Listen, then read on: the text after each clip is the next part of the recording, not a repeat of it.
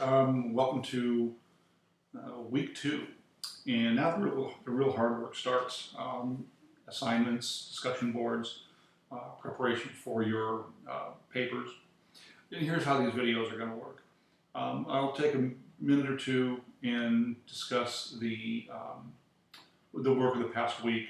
Some pointers maybe on written assignments or things that came up at discussion boards that I think are necessary for us to talk about. And then I'll talk about the week that we're facing and what we need to be prepared for, and maybe some points on the information. Last week we didn't talk at all about Chapter 1, but Chapter 1's got just a ton of stuff in it, and Chapter 2 is no lighter in what it's got. Dr. Fridella really was able to pack these introductory chapters full of stuff.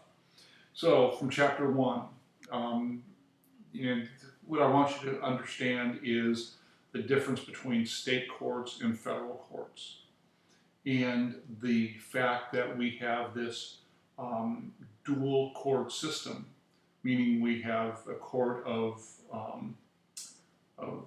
sovereignty with the federal court system, and then additional courts throughout the states, the state courts. It has a lot to do with that 10th Amendment. All of the powers not included in the Constitution are left to the states. And Article 1 of the Constitution. So, with that in mind, understand we're going to talk federal courts in this PowerPoint or in this discussion in Chapter 2, and then we'll talk about state courts next week. So with that in mind also, Dr. Fridella uses the Trayvon Martin deal, and as former law enforcement, I think one of the things that is I don't want to say annoying about the case, but is controversial, is that students will mention that case in their written work, will cite it, but it's so apparent they haven't read it because they talk about how the cops killed Trayvon Martin. And they weren't even there. Zimmerman was a private citizen who was acting on his own, trying to protect property. So make sure when a case comes up that you actually read the case if you're going to cite it in your work. In this course, there's going to be a lot of cases that you're going to cite. So make sure you understand what the case is about. Nothing loses more points than improperly citing something from a case. So the next thing out of Chapter 1 that you should pay particular attention to is the arrest and processing and then trial flowchart. Understand that there are several components. Persons arrested, they are booked, either released on bail on some sort of recognizance issue or held. Now, many states California is one, are looking at eliminating bail, and a person would either be arrested and released or would be held for trial if a threat to public safety can be discovered. And one of the thoughts behind it is that bail is discriminatory towards people that don't have the wherewithal to produce. They don't have the money for bail. And then the last thing in this chapter to pay particular attention to, and all stuff can come up, but pay particular attention to crime control versus due process. Very, very topical discussion right now. And there was a big movement towards due process in prior to the last presidential election, And you can see it pop up now and again, where you would take something and the courts would overturn some well-established law. Perfect example is Arizona versus Gans, or Gant, and that is a case that had overturned New York versus Belton, which had been good law for many years, 40 years.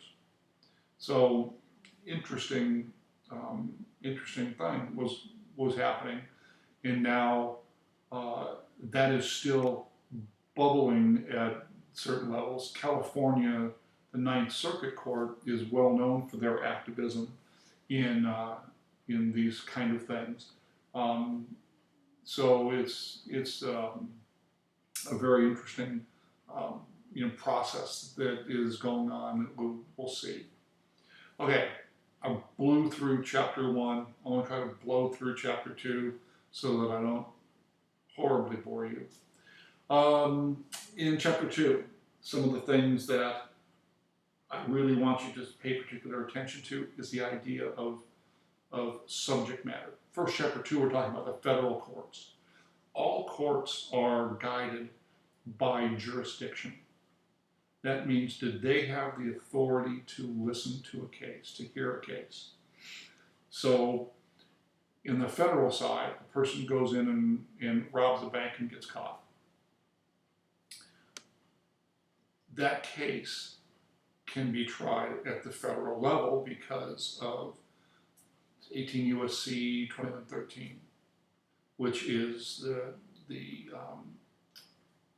bank robbery statute, robbing a federally insured institution. With that in mind, now a federal trial court would have the subject matter jurisdiction, meaning it's a federal question, it's a federal statute, to hear the case. The next issue is, do they have the geographic jurisdiction? So let's take the Southern District of California, seats in Santa Ana. If the robbery occurred in Arizona, the Southern District of California would not have geographic jurisdiction because it didn't occur on, for lack of a better term, their dirt, the dirt that they oversee. So you've got subject matter jurisdiction, you have geographic jurisdiction, personal jurisdiction, and that's more towards the civil side. Does the court have the authority to deal with that person, also known as in personam jurisdiction? And if the person commits a crime within the dirt in the subject matter of a federal court, the court has in personam or personal jurisdiction, and then hierarchical. So a lot of students get this confused on papers. A person gets arrested for a crime. The trial is held at the trial court. Any subsequent appeals are at the appellate court. So you have to be within the proper hierarchy. And that's really important. If you have questions on that, let me know so that I can try to clear that up, because the jurisdiction part is really important for us to have a good handle on here. We'll also talk about the different courts, the Article 1 and Article 3 courts. Then we'll have this idea of the court organization, the dual court system, and important for you to understand that.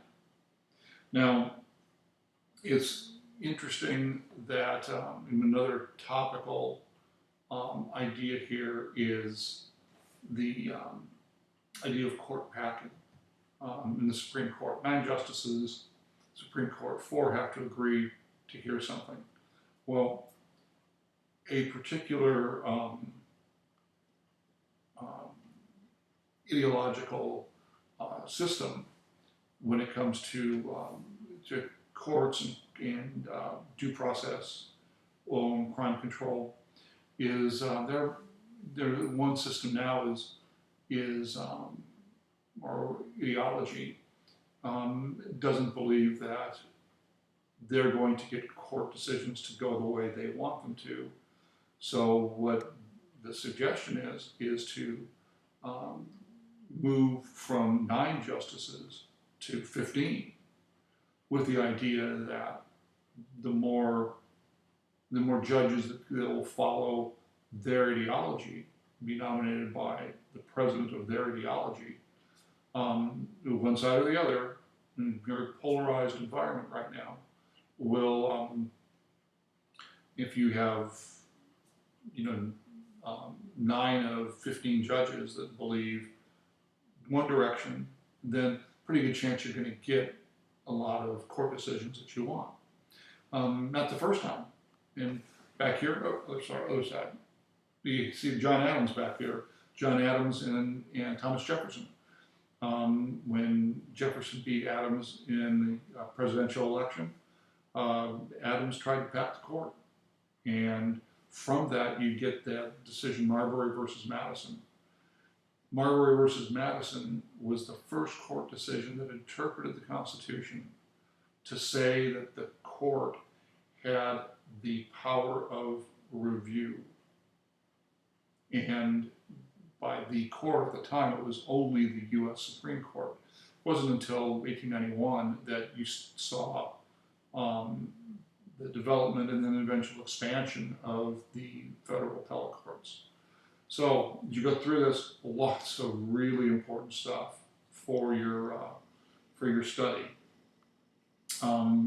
Make sure that you spend some time with it, because you're going to see a lot of that again coming up here in just a couple weeks. So I'm trying to keep these short. With that being said,